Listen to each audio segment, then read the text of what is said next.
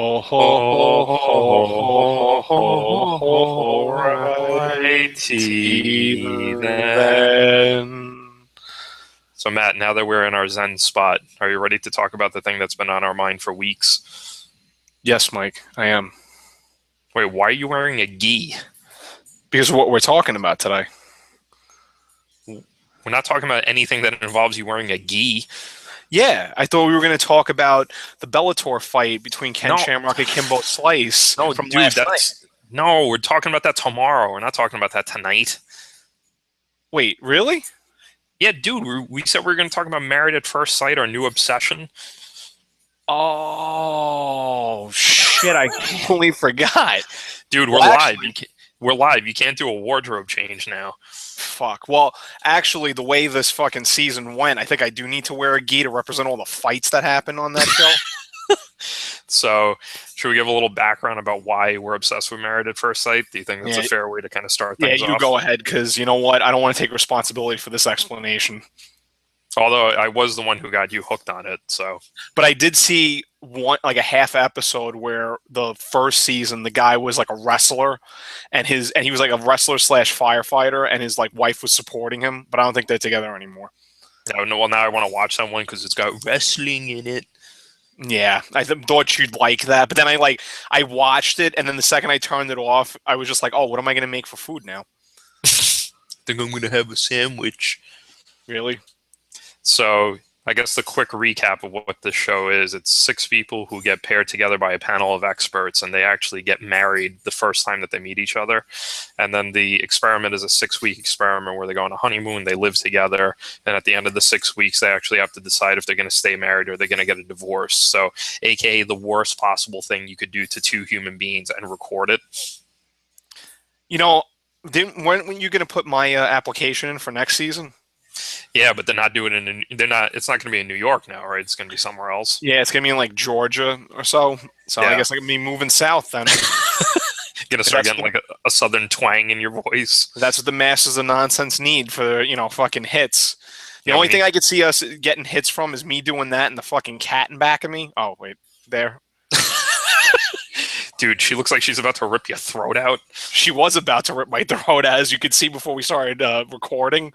Yeah, I think you need to keep. The funny thing, the gi is holding back all the blood from the Well, cast. yeah, it's protecting my fucking arm from all the bite marks and shit. So the way I got hooked into the show is Tiffany, my wife, had it on one day, and I like just sat there and I was absolutely stunned. My stomach was churning watching the show. I immediately told you about it, and then we just like had to start watching this and get hooked on it. Yeah, well, that was the problem. It's one of those. It's like looking at a fucking train wreck, where it's so bad you can't look away, and it's gonna end in disaster. There was no way these couples were gonna fucking end up happily ever married. So And let's put on our thinking faces and let's really like meditate here. So quick reflections on it. I guess do we start with the couple Sean and Davina? oh, you mean Cian and Davina? Yeah. Okay. I think this is how we could sum this up, right? Sean needed to grow a set of balls, right? Sean also needed to figure out how to get a fucking hobby other than bowling. That's true. And the problem is he sucked at bowling too. Yeah, he was awful. And then it's like, dude, he's not a bad looking guy. He's in decent shape. He's got a good job, right? He clearly wants to be with someone, and his whole approach to like get Kino Escalade and to try to get in her pants is Legos and light up stars. Yeah, that was bad when they did the whole observatory to look at the stars. It's like instead of taking her to the actual planetarium and being like, hey, this is awesome, this and that, he puts little fucking glow in the dark stars up. And then when she fucking takes her shirt off and he's going to give her a back massage, he like puts his two fingers out and does it. But the problem with him was that he was super creepo in the beginning, like really creepy, man. Like all he did was fucking make out with her and talk, like ask her about how she was in bed, and it was like really like serial killer-ish. Yeah, and remember, like he's like shoving his tongue down her throat with like his mom and dad watching. That was embarrassing. And it was so funny because his mom was like, all right, this is a bad idea. You shouldn't do this. And then he starts fucking making out with a woman he just met in front. Like, I mean, like tongue and oh my God, right from his mother. Like, who does that? Yeah, it was super creepy, and then I like that he gave her like that bullshit massage that I give like my wife in the middle of the night where I'm super tired. It's like the one-handed, like no effort massage. Yeah, and the problem with him too is that he was super neurotic. Now, don't get me wrong. I know that I get neurotic too, but this guy was fucking horrible. He would over-explain. They'd be doing something and he'd over-explain everything. And it's like, dude, we know what's going on, or you should know what's going on. Yeah, he was analyzing the whole thing more than the fucking panel of experts that they had. Yeah, wait until we get into the panel experts, but we'll just keep continuing Yeah. with. But my So favorite was no, I was gonna say so my like Sean, you would definitely say is a nice guy, right? He meant well, he yeah. clearly tried to, care about this girl in some way. But I feel like the dream of the nice guy is to use super cheesy pickup lines and to have them work. Oh, you mean the number one cheesy pickup line of all time? Oh, your favorite one? That they touched each other below the fucking Mason Dixon line. It's like, Yeah, dude, what does that even fucking mean? yeah. People who say that they went south of the Mason Dixon line, it usually means they didn't go south of the Mason Dixon line. So, but like what I find funny here, he is in a room with her with the light up stars, trying to like recreate an observatory or planetarium or something like that. And like what he could have just turned to her and he could have been like, Davina, you see the stars, and she's like, yeah, and he's like, well, now I'm gonna rock your world, and that line would have worked. But he didn't do that. He actually stood on the opposite side of the bed and did a little clicker of showing her fucking stars. And on top of it, he was saying about how like her back felt like putty. Yeah, because that's what girls find sexy when their back is feels like putty. Yeah, And and then the other big one was the whole thing with them sucking each other's toes. Like he could have just turned to her and be like, "I'll give you something to suck on." is that what you would say? And then it's even nasty because he's like, I didn't even take a shower, so it was like he had all like the fucking toe jam and Earl on it. Oh God, what a It's scumbag! But he did that as one of those things where he thought doing it would make them like connect more, and it's like, dude, that's not going to connect you guys. Like, do something cool with her. And then when her gay best friend's telling him at a bar to fucking have sex with her, and he's just like sitting there like a fucking deer in headlights. I'm like, are you serious, dude? Come on.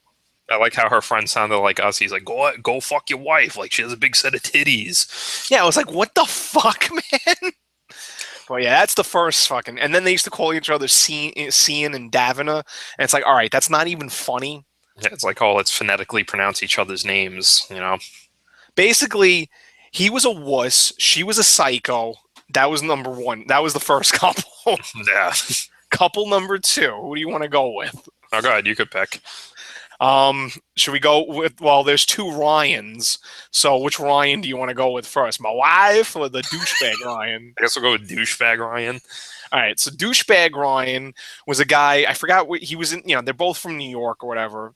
He got hooked up with this girl named Jessica, and Jessica is like the atypical, girl, nice girl from like Brooklyn or the Bronx. She just wants to get married, have kids, blah blah blah. Ryan seemed like an okay guy at first, but you could tell it's like, you know what? He kind of seems like that douchebag we kind of known from like the neighborhood or whatever.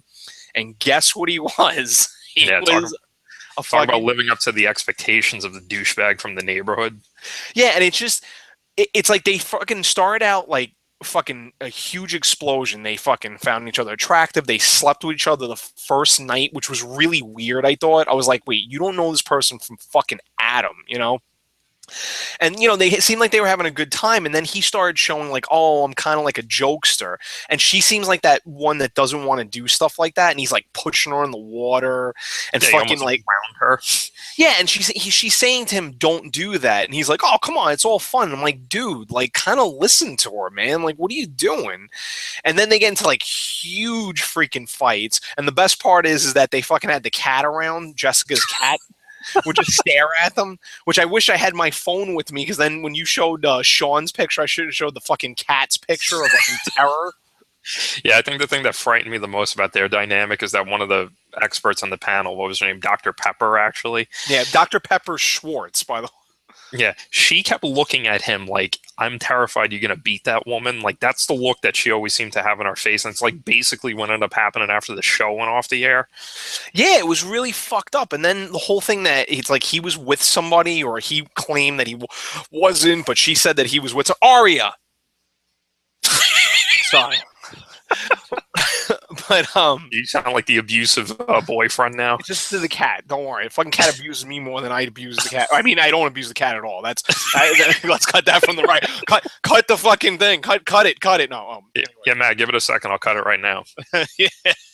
Okay, we're good. All right, good. So no, we'll Oh, never wait, do wait, we're having technical difficulties. that. Beep. So so that ended in disaster because he was either cheating on her or I don't know what the hell he was doing. Now, did you see the reunion show when she gave him the $100 bill? That was a little fucked up though. Like I get it, like, and it's like what the guy who looks exactly like you, the clinical psychologist, said. Dude, that's you in like 10 years. That's what's scary. Yeah. So that we don't even need to show a picture because they could just look at your face now. But Wow, really? Really? I'm not insulting you. He's like a fucking famous clinical psychologist that basically masterminded all this. I'm surprised you're not fucking, loving this guy. So now, oh, go ahead. No, I forgot where I was even going with that. But the whole thing was that he said to her about the $100 bill that it was kind of little fucked up just because it's like, all right, he might have hurt you, but like just getting revenge like that is, not that. I find it weird that that's when she decided to grow a backbone, Yeah, and that's the thing. She was very quiet and timid. And don't get me wrong, people are like that, but the problem is that it allows people to take advantage of you, and that's what happened in that situation. Right. Well, speaking of taking advantage of, so now we're up to our buddy there, Ryan, and the other Ryan from Long Island, and then Jacqueline. Yeah, that one, that's a doozy, that one. You want to go with this one? Yeah, I feel like there's two things that jump to mind, right? Like he was trying really hard. She was trying to friend zone him, which was, obviously a little shitty to do when the experiment is supposed to be like try to fall in love and spend time with this person. But there's two clear things that happen with this. First of all, Ryan is probably the hit it and quit it type guy, Yeah, well, I'll get to what, I think of Ryan in a second. But then ultimately, I think the other thing that it proved was that, Jacqueline, like, fairly attractive woman and stuff, she must have been a shitty lay. No, I don't think that at all. What I think is that she was kind of a little crazy, and she hasn't been in a relationship for 7 years, right? Hasn't had sex in 2 years. That's like, I mean, you're basically like backed up. Anybody you sleep with is going to it's going to be like fucking Pepe Le Pew, And the thing with Ryan is the ultimate. The problem with Ryan is that he is the representative of what our generation has become, the fucking man child, where he lives with his mom and he lives with his niece. Now, don't get me wrong. His poor niece, though. Dude.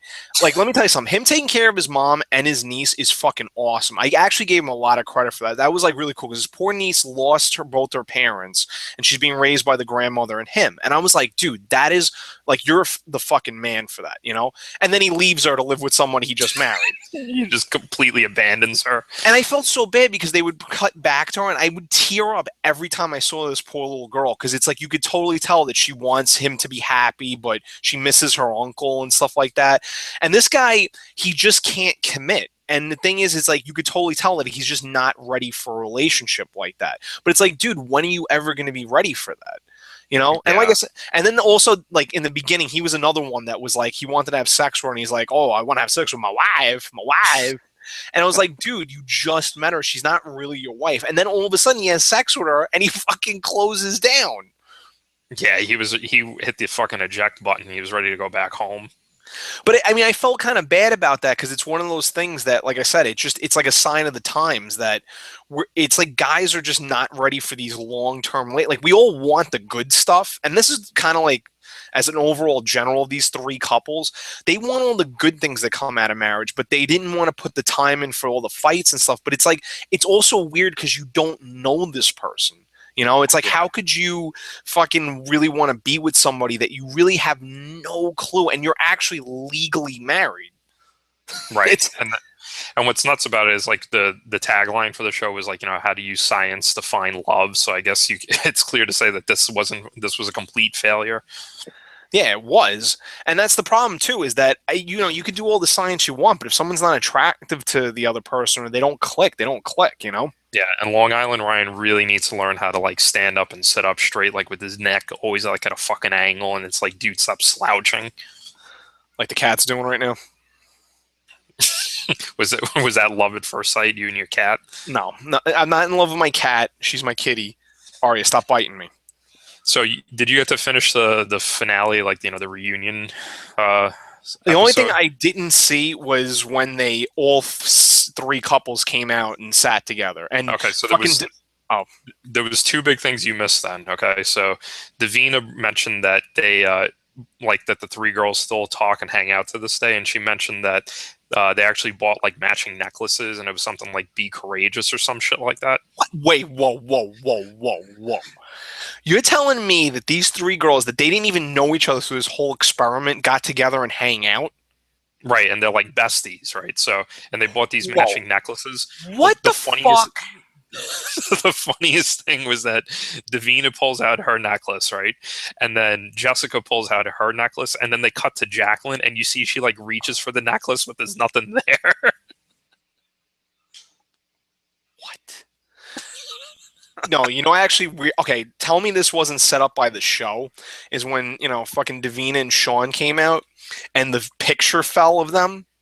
Oh yeah, it was like when did this become like a poltergeist thing? No, but the best part was the fucking panel of experts. They're all like, oh, look at this. This is beyond science. And I'm like, all right, can we fucking relax that there's like a little guy that's pushing it from the back? It's like, And then come on. the other thing that they revealed, apparently the three guys would hang out all the time too. It's like, yeah, these are like the last three people I could see hanging out in a bar. Yeah, dude. I mean, complete fucking opposites. I mean, I can see the Ryans giving each other a high five, like, hey, it was my buddy, it's my wife. Yeah, like, hey, we hit it, and Sean is just like, sitting there with his thumb up his ass. With the stale beer. Sean is basically sitting there like this. But yeah, so I can't see those three guys hanging out in any way. Dude, I can't see how the show is even on fucking. Have we become that sad of a fucking generation? And you know what's weird too is that this is on the For Your Inspiration channel, and there's a show called Arranged, which isn't even funny. That's just depressing because it's about real arranged marriages. There's another show coming out called The 7 Year Switch, where where people married 7 years are gonna switch spouses for like 2 weeks to see if they can like reignite their fucking marriage. Would you do that? Yeah, I guess you could sign up for Married at First Sight, and I'll sign up for a 7 year You're switch. 7 years married. I'm getting there. Would you sign up for the 7 year switch? If you sign up for Married at First Sight, Get the fuck out of here. come on, let's do it. We'll do the virtual too sweet, and that'll be our handshake. No. First of all, the picture on your end fucking froze, so you just have your freaking arm behind your head. Like Yeah. you're trying to show that like you have muscles. Oh, now you have the too sweet. So come on, we could do it. So we're gonna sign up. No. I'll give you the too sweet, but I'm not gonna fucking do this. So any final thoughts about how this show made my stomach turn every episode, and I couldn't get enough of it? Yeah, dude. It was actually it actually made me sadder watching that than fucking watching Shamrock as an old man get fucking punched by Kimbo Slice. Yeah, well, since you thought we were going to talk about it, we could probably recap the whole thing in about 30 seconds. So, Dude, that was a sad fight. That was like two old men fighting for a scrap of fucking meat. yeah, well, apparently Kimbo was a little hungrier for that meat. Yeah, but you know what? I think he, grows that beard, so Ken Shamrock couldn't get the rear naked choke in. Got out and just punched Ken Shamrock twice, and that was He it. hit He him, was on, he hit him with like about 5 punches and like split his face completely open. and he was out though. That was it. That was the fucking fight, man. It was only like 2 minutes or something. It was over in the first round. Yeah, man. Imagine what they do. They have some type of reunion special where the three guys fight in the octagon. That would be awesome. They have to fight Kimbo Slice. I think don't my money with that is on Sean. No, because Sean would stay in the corner and let the other two guys get their asses beat. No, I But they feel would like kind of. he's got that primal rage built in there that I think he'll just unleash on the world. Oh, you mean that nervous energy? The worst part is if these guys actually see this and they all of a sudden want to fight us. Hey, listen, you got three guys, we got three guys. Yeah, this ain't happening. No, what'll happen is you'll meet, them in the street, and you'll do the Phil Margera approach, like, "Oh, it's a pleasure to meet you, sir." Oh my, are you gonna fucking bring this up right now? Just say it. Just say the fucking quick story.